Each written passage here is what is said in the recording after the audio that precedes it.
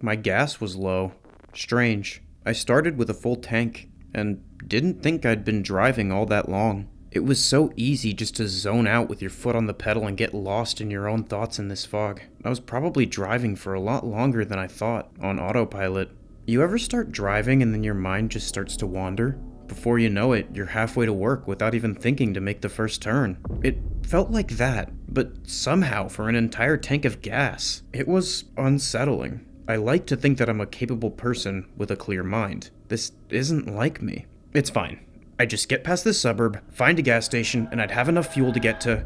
I didn't even know where I was driving in the first place, but that didn't make any sense. I had a destination when I got in the car, I was sure of it. Where the fuck was I going? Before I could fully spiral about this, I noticed something else. I had been driving a long time, and this suburb never seemed to end, or change for that matter. It was like the same backdrop kept looping, like a cartoon road trip. When I began to pay attention, I noticed that the same 4 houses kept repeating. I don't know how long I was staring out the window, but I know I never saw a change in the pattern. It was almost mesmerizing. The only thing that broke me from my confused 1,000-yard stare was the rattle of my engine as my car stalled and ran out of gas. I sat in my car for a minute, not really sure of what to do. I didn't even want to leave the car, much less approach one of those houses, but I had no other option. My hand shook as I grasped the metal handle of the car door and opened it. My legs were wobbly as I made my way to the front door of the red brick house that always occurred second in the pattern. As I got closer to the house, I noticed that the fog became increasingly thick, to the point that I could barely see anything in front of me. When I got to the door, I saw that the house wasn't actually made of brick at all. It was just a dull red and white pattern on the wall that looked like it was painted on to simulate brick. I brought my eyes to the doorknob and saw there was a bell next to it. I tried to press it, but the button wasn't even a button at all. It didn't press in. It was a decoy. It felt like a cheap plastic toy. After a second of befuddlement with what appeared to be a fake house, I knocked on the door 3 times. I waited for at least a minute, but there was nothing. I repeated my actions again. Nothing.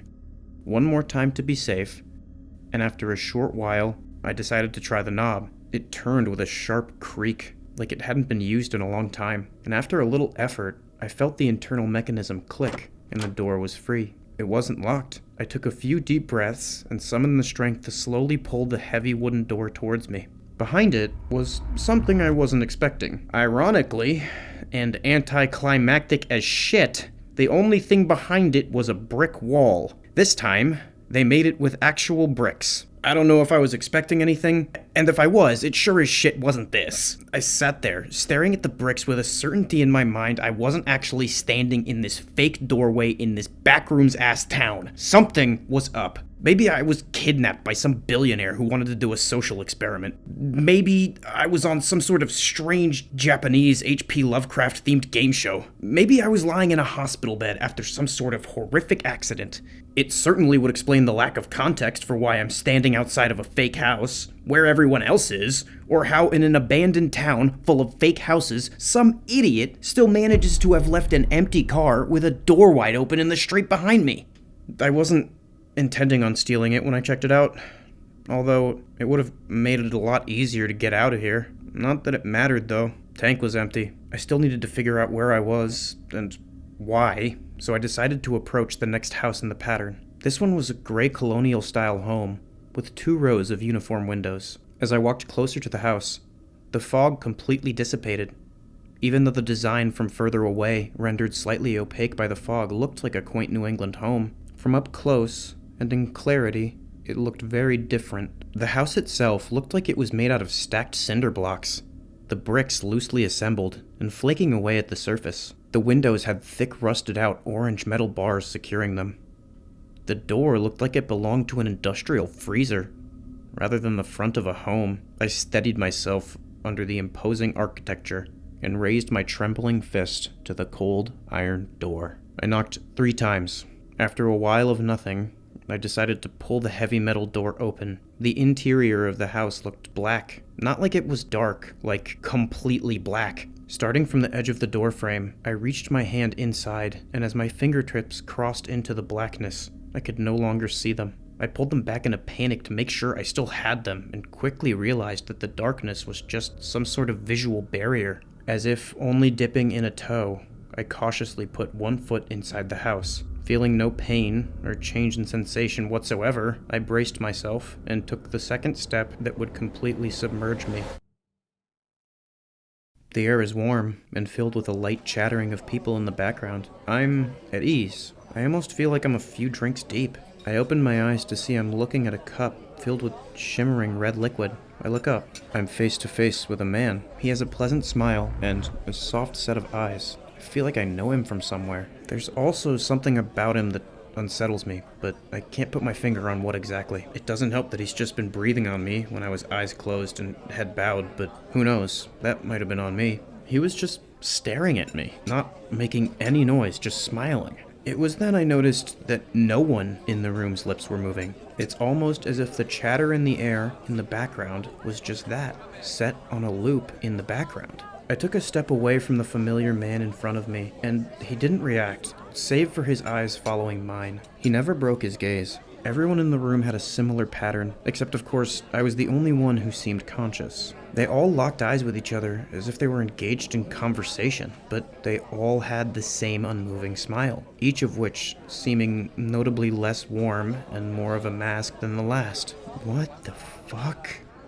I muttered to myself. I heard several loud snaps, and suddenly, all of their heads were facing me. Their eyes were on me in unison, keeping the same smile. The conversation sound in the background cut to complete silence. My mouth instinctively smiled sheepishly in a pre-programmed defense mechanism as every sweat gland in my body began to pour. Afraid of even making another sound, I quickly survey my location to see there's a door 3 feet behind me, unencumbered by the people. I slowly take a step back, and each one of them takes a step towards me. I look behind me at the door, now only 2 footsteps away, and notice one of them taking an angle that looks like they want to cut me off. They only moved when I did. I'm not going to be another lobotomite horror movie protagonist. I needed to think this out carefully because I did not want to find out what intentions were actually behind those eyes that signified an ever-growing malice. I took a small step in the opposite direction to throw him off, and redirected, making a leap for the door. I grabbed the knob and pushed the door forward, falling into it blindly. The hum and incandescence of the lights were blinding. It was nauseous, unsteady. I felt the cold linoleum on my back, rolled over, and pushed myself to my feet. As my eyes adjusted, I saw that I was in an aisle, a grocery store aisle. The lights from the ceiling gave the entire store a sickly yellowish tinge. The shelves were lined with different, shiny, brightly colored products. I leaned in to read one of the chip bags, but where there would be text, instead there was just a bunch of scribbled lines. I reached out to grab one and recoiled as I felt the slime coating the bag's surface. The ooze trailed off my fingers, leaving strands connected to the bag. I wiped my hand on my shirt and backed away, but instead of freeing my hand, the grease now stubbornly stained both surfaces. I guess I wouldn't be doing any shopping. I walked down until I found a corner and turned my head to see an unmoving person. I cautiously moved forward, step by step, to see that he had his hand outstretched, touching a product on a shelf. I studied him more closely and saw a shimmer off the surface of his body that seemed unnaturally slick. The slime. It was the slime. His entire body was coated in it, trapped, affixed to the product and the floor in a horrible snot rocket. I doubled backwards, moving away from the man. I frantically rubbed my palms on the ground, leaving trails of the sticky ooze until it was gone from my palms. It took several dozen swipes, and my hand almost adhered to the ground a few times. This stuff was thick and strong. I collected myself briefly and decided to walk the other way down the aisle. I kept going, avoiding anything that looked like a product or person until I found a door for a bathroom, pushed it open, and walked inside.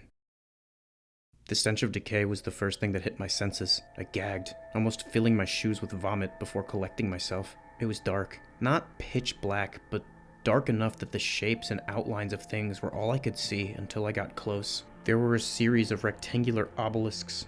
The traces of light that did shine into this cold room shone through a series of thin metal cracks. As I got closer to it, the smell intensified. A few steps further, and I could recognize what it was. A cage. There were rows and rows of cages. There was an unmoving mass in there. A dead, rotting, headless horse. I froze for a moment, silently panicking about whatever this room could be. Was it a slaughterhouse? The meat certainly wasn't fresh enough to eat. Hoping to glean some information from one of the other cages, I looked to the one on the left of the horse.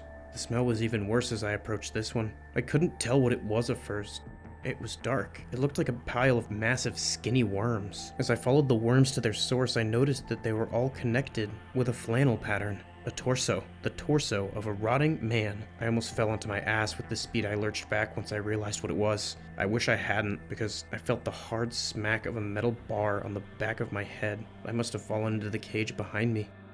When I awoke, my vision was skewed. There were a series of rectangular obelisks, with the traces of light that did shine into this cold metal room, shining through a series of thin metal cracks.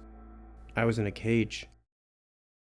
BAC Anomaly Designation 411112 Outlands Decoy House. These constructions are the second house in the Outlands suburb pattern. Every structure on these houses are simply facades. There are no interior structures on any of these homes. Researchers are still contemplating the purposes of these structures. BAC Anomaly Designation 411113 Outlands Cyclic House. The cyclic houses are located in the Outlands pocket dimension. They are the third house in the repeating pattern. These anomalous structures can be identified by their poorly constructed industrial exteriors that from afar mimic popular American residential architecture styles. Each room is an additional pocket dimension inside the other, an extra-dimensional set of Russian nesting dolls. Each time a doorframe is crossed, the individual is transported from one dimension to the other. These pocket dimensions are created from the individual in question's psyche, and as they go deeper into the house, the rooms, inhabitants, and realities will become less and less stable in congruence with the degradation of the individual's psyche.